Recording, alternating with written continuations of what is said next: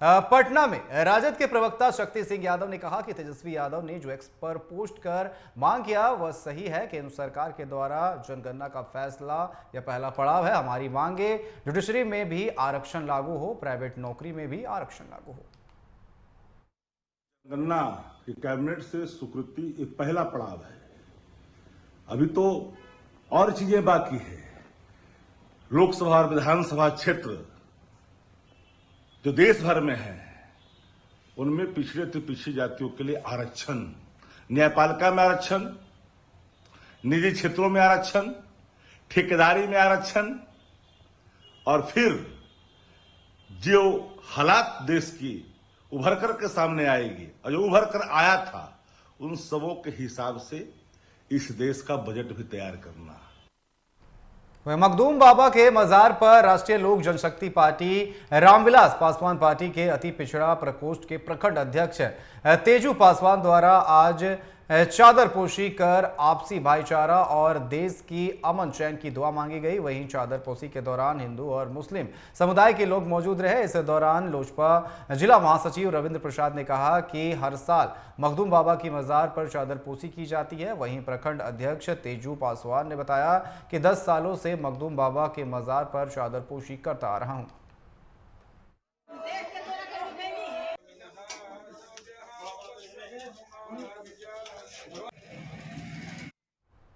जातीय जनगणना के ऐलान के बाद बिहार के हर जिले में बीजेपी और जेडीयू प्रेस कॉन्फ्रेंस कर इसे बड़ी जीत बता रही है। इस बीच मधुबनी में जिला बीजेपी कार्यालय में जेडीयू की महिला मोर्चा की प्रदेश अध्यक्ष भारती मेहरा ने प्रेस कॉन्फ्रेंस की। उन्होंने जातीय जनगणना को मजदूरी देने के लिए प्रधानमंत्री मोदी का आभार जताया और भारती मेहरा ने कहा कि जिस मुहिम की शुरुआत नीतीश कुमार ने बिहार से की थी उसे अब देश ने स्वीकार कर लिया है। वहीं मूलक समाज के लिए जातीय जनगणना क्रांतिकारी फैसला है।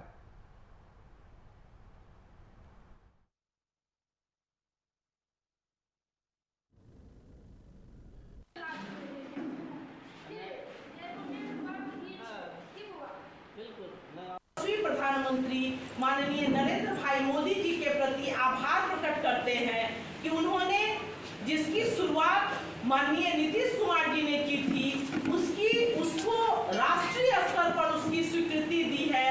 आदरणीय प्रधानमंत्री श्री नरेंद्र मोदी जी की समता मूलक समाज के लिए यह बहुत आवश्यक था कि जातीय जनगणना की जाए। वहीं बेतिया के अतिथि भवन में एनडीए नेताओं ने प्रेस कॉन्फ्रेंस कर जातीय जनगणना को देश के विकास के लिए जरूरी बताया और प्रधानमंत्री नरेंद्र मोदी और बिहार का मुख्यमंत्री नीतीश कुमार का आभार व्यक्त किया। भाजपा सांसद डॉक्टर संजय जायसवाल ने कहा कि कांग्रेस पहले जनगणना की पक्षधर थी, अब विपक्ष में आकर विरोध कर रही है। वहीं मंत्री रेणु देवी ने विपक्षी दलों पर अनर्गल बयानबाजी का आरोप लगाते हुए कहा कि केंद्र सरकार का यह निर्णय सराहनीय है। वहीं कार्यक्रम में एनडीए के सभी जिला अध्यक्ष, विधायक, उमाकांत सिंह समेत कई नेता मौजूद रहे।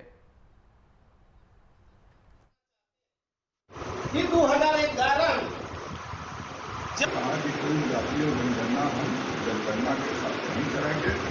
हम एक ऐसी सीसी डाटा जातिगत जनगणना के बाद आरक्षण की बात। तेजस्वी यादव ने आरक्षण के दायरे को बढ़ाने के मुद्दे को उठाया है।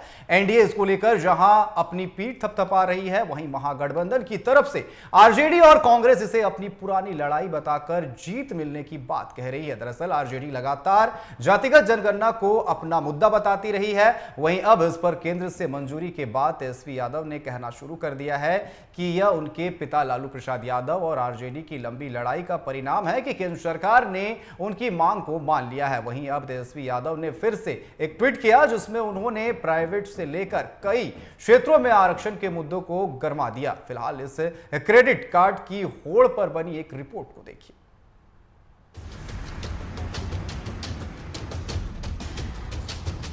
जातीय जनगणना का ऐलान किया हुआ कि जैसे बिहार में बवाल समझ गया। सभी दल इस ऐतिहासिक फैसले की तासीर से वाकिफ थे, इसलिए ही तो दावा अपना अपना इस फैसला पर ठोकने लगे। ऐलान के साथ ही तेजस्वी ने पटाखा फोड़ा, जुबानी तीर छोड़े, केंद्र को झुकाने का तक दावा कर दिया। तो वहीं तेजस्वी के ट्वीट करते हुए एक और मुद्दा आज इसमें जोड़ दिया। राजद के राष्ट्रीय अध्यक्ष लालू प्रसाद यादव के बेटे तेजस्वी यादव ने ट्वीट किया और जातीय जनगणना पर एक चौंकाने वाला बयान दिया। राजद नेता तेजस्वी यादव ने सोशल मीडिया पर ट्वीट किया जिसमें कैप्शन में लिखा, जातिगत जनगणना तो शुरुआत है, पिक्चर अभी बाकी है। साथ ही हाईलाइट के साथ कुछ पॉइंट्स भी दिए जिसमें उन्होंने जाति जनगणना के नाम पर कई चीजें और क्षेत्रों में आरक्षण की मांग की। तेजस्वी यादव ने जाति जनगणना के नाम पर सियासत का एक ऐसा पासा फेंका कि सारा क्रेडिट अपने नाम करने का सारा प्लान बना लिया है। उन्होंने लिखा, पिछड़ों अति पिछड़ों के लिए आरक्षित निर्वाचन क्षेत्र, निजी क्षेत्र में आरक्षण मिले, ठेकेदारी में आरक्षण मिले, न्यायपालिका में आरक्षण मिले, मंडल कमीशन की शेष सिफारिशों को लागू करेंगे, आबादी के अनुपात में आरक्षण देंगे, बिहार के लिए विशेष राज्य का दर्जा देने की मांग की, बिहार के लिए विशेष पैकेज की मांग की। हालांकि इसके बाद तो हमले का दौर शुरू हो गया। आरजेडी नेता शक्ति यादव ने बयान देते हुए कहा कि आरक्षण बड़ा मुद्दा है। मैं जानता हूं कि जो बात आदरणीय तेजस्वी जी, आदरणीय लालू जी ने पहले कहा था, उससे उपहास जातिवाद की संज्ञा दी गई थी, और आज आखिरकार संघियों को, भाजपाइयों को ये बात माननी पड़ी। तेजस्वी यादव के बयान के बाद बीजेपी पूरी तरह से बिखरी हुई नजर आई। बीजेपी नेता तेजस्वी यादव पर जमकर हमला बोल रहे हैं। मुर्गा को लगता है कि उसके बांग देने से ही सुबह होती है, लेकिन असलियत सभी को पता है। तेजस्वी यादव जी को भी मुर्गे की तरह गलतफहमी हो गई है। किसी के चिल्लाने से कुछ नहीं होता।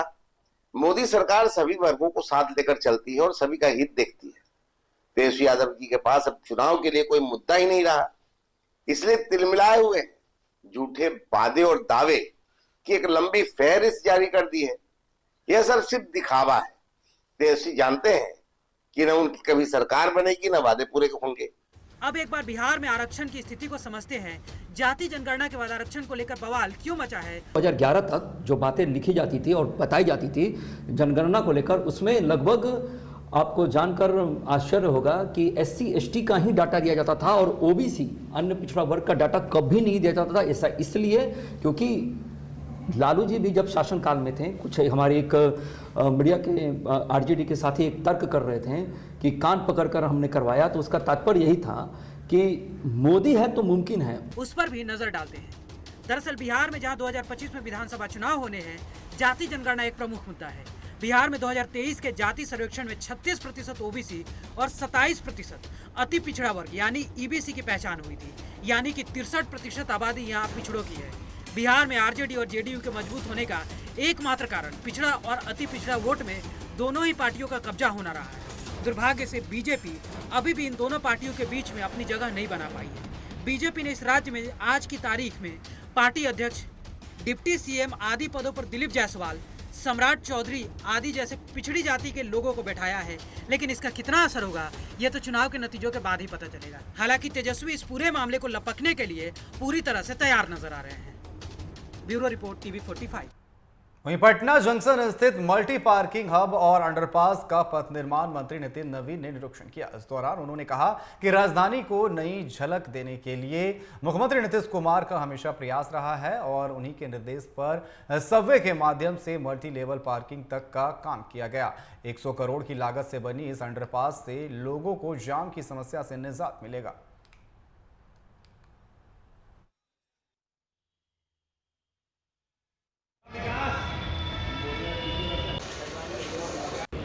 देखिए, आज पटना के राजधानी को एक नई झलक देने के लिए माननीय मुख्यमंत्री जी का हमेशा प्रयास रहा है। उन्हीं के निर्देश पर ये कह सकते हैं कि एक पूरी तरह से स्टेशंस को सबवे के माध्यम से पार्किंग तक, मल्टी लेवल पार्किंग जो बना है उससे जोड़ने का स्कीम है। करीब 100 करोड़ की लागत से ये योजना बनी है और पटना में जो भी लोग आते हैं स्टेशन पे, वो पटना के जो पहला राजधानी का चेहरा है, उनको ट्रैफिक जाम से जूझना पड़ता था। कहीं ना कहीं सबवे के माध्यम से वो सीधे अपने कार के तक पहुंच जाएंगे। गाड़ियों तक जो लोकल सर्विसेज वाली सिटी बसेज है उनको भी सुविधा है, जिनकी गाड़ियां हैं उनको पार्किंग में उनकी भी सुविधा है, और साथ ही साथ जब स्टेशन आते भी हैं तो कभी कभी जाम में फंसते हैं, उससे भी निजात उनको मिलेगा। वो अपनी गाड़ियों को पार करके सीधे स्टेशन पहुँच सकते हैं। इसमें एस्केलेटर भी लगाया गया है, तो कहीं ना कहीं लोगों को चलने में सुविधा हो, उनके लगेज के साथ उनको आगे बढ़ने में आसान मिले। तो स्टेशन के जो देश के अन्य राजधानियों के जो स्टेशन में जो सुविधाएं आती थी, अब पटना राजधानी में भी वो सुविधा नज़र आए, इसका प्रयास माननीय मुख्यमंत्री जी ने किया है और बहुत जल्द इस योजना का शुभारंभ मुख्यमंत्री जी करेंगे। जदयू प्रवक्ता नीरज कुमार ने विपक्षी नेताओं पर तीखी प्रतिक्रिया दी। उन्होंने कहा कि नीतीश कुमार जातिगत जनगणना की नींव रखने वाले नेताओं में से एक है। उन्होंने 1990 से ही इस मुद्दे को उठाया था। साथ ही कहा कि लालू तेजस्वी संपत्ति जनगणना वाले हैं। ये लोग भयभीत है कि बिहार के अलावा अन्य राज्यों में भी उनकी संपत्ति की जनगणना हो जाएगी।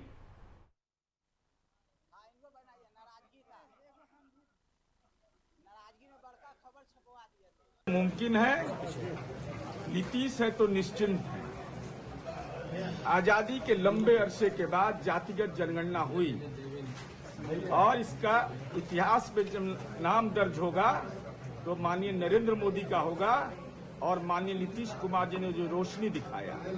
विपक्ष जो क्रेडिट ले रहा है, तेजस्वी यादव जरा अपने पिता से, अगर बीमार भी है तो पूछ लीजिएगा कि सरकार में थे, केंद्र सरकार में थे, बिहार में थे, लेकिन चारा घोटाला में नाम आने के बाद जातिगत जनगणना इनके एजेंडा से बाहर हो गया।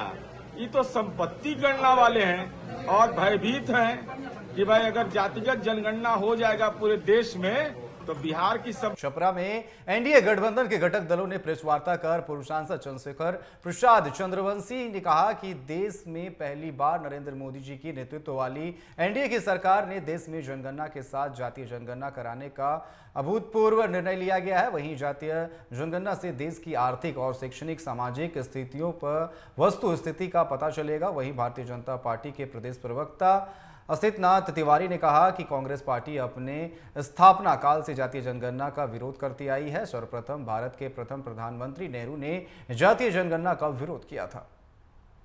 जनगणना से लाभ भी होगा कि आप ये समझने में, हम और आप ये समझने में सक्षम होंगे कि विकास के क्रम में कौन से लोग पीछे।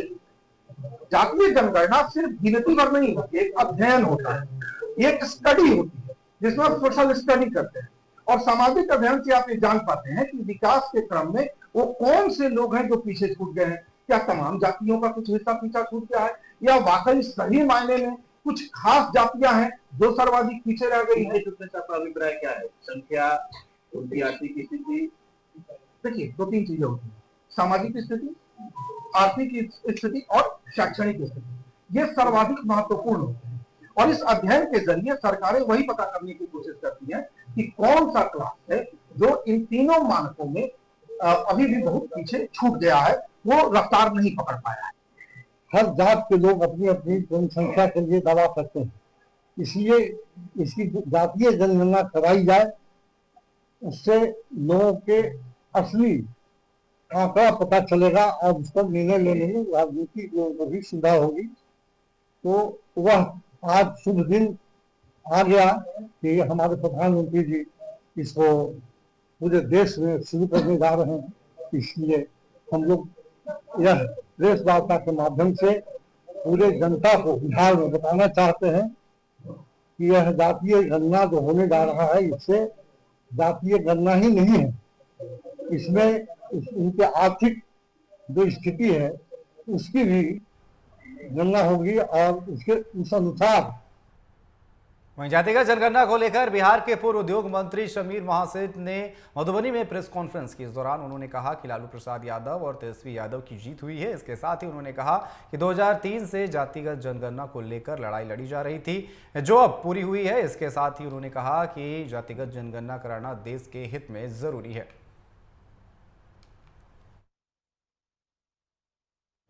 जातिगत गणना होना अति आवश्यक है, अति आवश्यक है देश हित में, और उसके आधार पर सबों का जो हक है मिलता रहेगा। जातिगत गणना के आधार पर ही ना हक मिलेगा। तो जब जातिगत गणना हो जाएगा इसके बाद हक मिलेगा, लेकिन सही ढंग से जातिगत गणना हो, इस पक्ष में हम हैं ताकि छूट नहीं जाए। उसमें स्पेशली हम वैश्य समाज के लिए कहेंगे कि नहीं होता है, हर एक लोग तैलिक वैश्य लिखे, कानू वैश्य लिखे, सूरी वैश्य लिखे, कलवाड़ वैश्य लिखे, ताकि एक जगह आपका आ जाए कि सही मायने में पूरे देश में 22% है कि 28% है। हम इस बात के लिए हम स्पष्ट, जहाँ तक जाना होगा फिर लड़ाई लड़ेंगे। बेगूसराय में जिला परिषद सदस्यों द्वारा अपनी 5 सूत्री मांगों को लेकर आज तीसरे दिन भी अनिश्चितकालीन धरना प्रदर्शन जारी रहा। इसी दौरान धरना पर बैठे जिला परिषद सदस्य बीना देवी बेहोश होकर गिर पड़ी, जिससे धरना पर बैठे जिला परिषद सदस्यों के बीच हड़कंप मच गया। इस दौरान जिला परिषद सदस्य अमित देव ने कहा कि जिला परिषद कार्यालय दबंगों द्वारा मारपीट, लूट खसोट और महिला पार्षदों पर अभद्र टिप्पणी का अड्डा बना हुआ है। इसी के विरोध में हम लोग 5 सूत्री मांगों को लेकर पिछले 2 दिनों से अनिश्चितकालीन हड़ताल पर बैठे हुए हैं। इंकलाब जिंदाबाद, जिंदाबाद, जिंदाबाद। ये तीसरे दिन है आज, जो कोई हम लोग को पूछने तक भी नहीं आया है। और जो 5 सूत्रों की जो मांग है और जो योजना जो किसी के यहाँ करोड़ों की योजना हो चुकी है किसी क्षेत्र में, हम लोग को एक भी नहीं हुआ है। इसी मांग पर धरना प्रदर्शन बैठे हुए हैं। जब तक मेरी मांग पूरी नहीं होगा तो धरना खत्म नहीं होगा। लगातार धरना बैठे हुए हैं हम लोग और 5 सूत्री मांग है, उसमें है सभी क्षेत्रों में बराबर योजनाओं की प्रशासनिक स्वीकृति हो, कार्य हो और निजी आय का जो गड़बड़ी है लगातार 3 साल 3.5 साल से हम लोग उठा रहे हैं, उसका हिसाब किताब हो, उसकी जांच हो और जो फर्जी केस हुआ है, FIR हुआ, उसको उस पर कार्रवाई हो। इन्हीं सब 5 सूत्री मांगों को लेकर हम लोग बैठे हैं। अधिकारी महोदय परिवार में कोई सीरियस है, चले गए हैं पटना, वहाँ से शाम तक आ रहे हैं। कल हम लोग मिल बर्च करके जिस बिंदु पर धरना है उस बिंदु को हम लोग मिल बैठ करके समाप्त। वहीं भागलपुर में होने वाले खेलो इंडिया यूथ गेम्स 2025 को लेकर जिलाधिकारी डॉक्टर नवल किशोर चौधरी ने संदेश कंपाउंड मैदान का निरीक्षण किया, जिसके बाद डीएम अपने काफिले के साथ खेल में हिस्सा लेने वाले खिलाड़ियों के स्वागत के लिए स्टेशन पहुंचे, जहां दूर दराज से आए खिलाड़ियों का स्वागत किया गया। आपको बता दें कि राजधानी पटना समेत भागलपुर, बेगूसराय, राजगीर में खेलो इंडिया के तहत एथलेटिक्स प्रतियोगिता का आयोजन किया गया है। वहीं डीएम ने बताया कि खेलो इंडिया यूथ गेम्स 2025 में भागलपुर को 2 खेल में मेजबानी करने का मौका मिला है।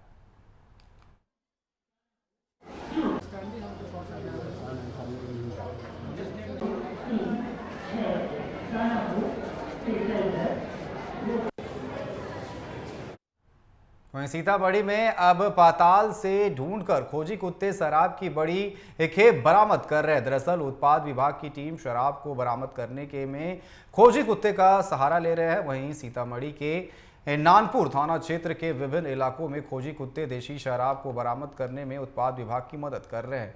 इसके जरिए शराब की कई भट्टियों को उत्पाद विभाग की टीम ने ध्वस्त कर दिया। वहीं पुलिस की इस कार्रवाई से इलाके में हड़कंप मचा हुआ है।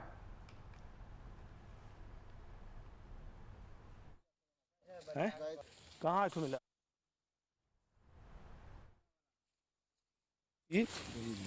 थाना के जो भी बल है उनके सहयोग से हम लोग जहाँ तहाँ छापामारी किए तो लगभग 200 कच्चा माल विनिष्ट किए। उन लोगों से क्या कहना चाहेंगे जो बाज नहीं आ रहे इस काम से? लोगों को बहुत बार मैंने समझाया कि सब छोड़ दो, बहुत लोग तो छोड़ दिया, लेकिन कई लोग ऐसे हैं कि रायपुर कोरिया के पास सघन छापामारी करने के पर पता चला और हमको गुप्त रूप से सूचना मिलती रहता है शराब का धंधा, तो हम लोग छापा मारे नानपुर थाना के अंतर्गत सभी को लेकर के दल बल के साथ। और आज मैं जैसे कि मैंने पहले बताया कि 200 लीटर कच्चा शराब विनिष्ट किए थे वहाँ पे।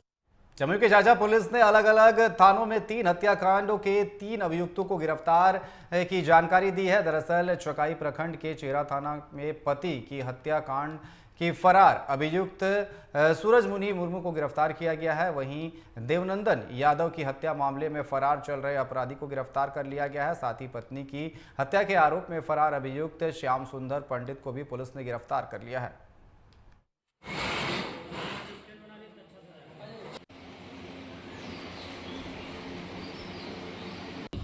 इसमें हमें सूचना मिला था कि जो इसमें मुख्य आरोपी है सुनील यादव, पिता केदार यादव, इसकी सूचना मिली थी कि घर के आस-पास है और त्वरित कार्रवाई करते हुए टीम हमारे द्वारा गठन किया गया एवं इसको जो है गिरफ्तार किया गया है।